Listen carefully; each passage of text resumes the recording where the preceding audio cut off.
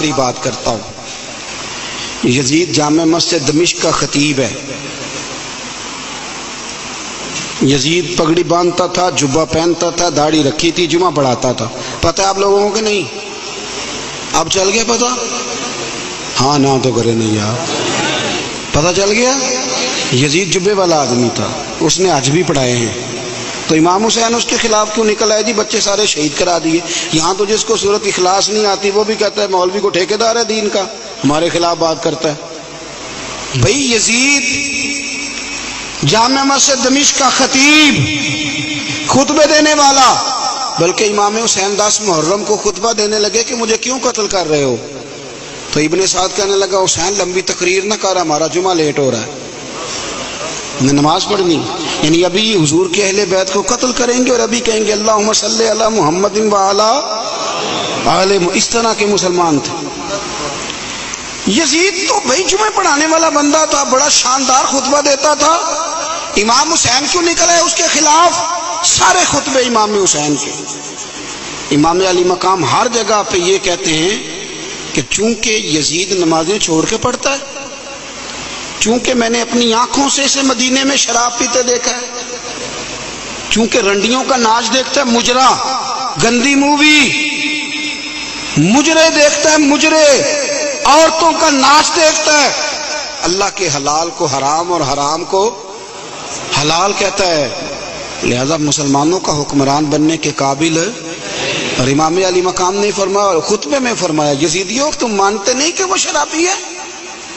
تمہارے دل گواہی نہیں دیتے کہ رنڈیوں کا ناچ دیکھتا ہے؟ اور یار میرا تیرا یارانہ ہی سارا شرابیوں سے ہو، رات کو گندی مووی سے موبائل بھرے ہوئے ہوں، ملت کے جوان عورتوں کے کالج کے سامنے کھڑے ہوں، بیٹیاں سکول چھوڑ دیں کہ بچے تنگ کرتے ہیں، اور 15 بچیوں کے نمبر موبائلوں میں بھرے ہوں، اور دعویٰ تو کرے امام حسین کی محبت کا، امام علی مقام کے پیار کا۔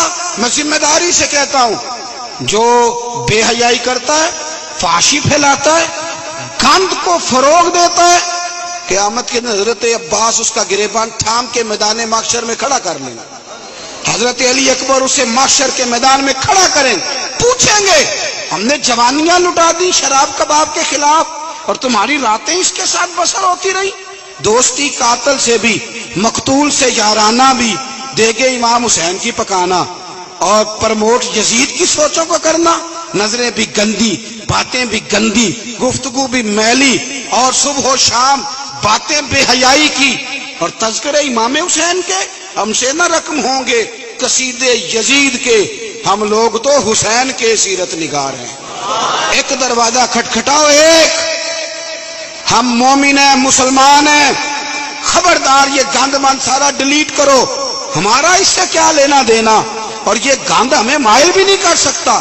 ہماری آنکھیں تو بڑی کھری ہیں، یا قرآن دیکھیں گی یا مصطفیٰ کا گنبد خضرا دیکھیں گی۔ اس گند مند نوجوانوں، پاک جوانی اس کی ہوتی ہے جس کی جتنی زیادہ اللہ نے اسے قوت دی ہو اتنی پاکیزگی بھی دی ہو، جو ہر جگہ میل کچیل کرتا پھرے، ہر جگہ۔ وہ بھی کبھی محمد بن قاسم آئے یہاں لڑنے کے لیے،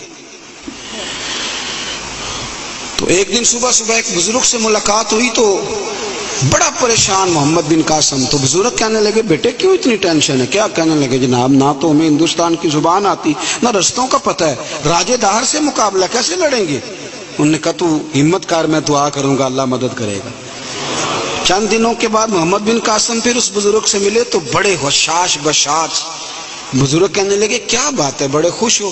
کہنے لگے بزرگوں پتہ کرا لیا 2 گھنٹے سے زیادہ میرے مقابلے میں کھڑا نہیں رہ سکتا۔ جوانوں جاگ کے سننا، 2 گھنٹے سے زیادہ کھڑا نہیں رہے گا۔ کہا کیوں؟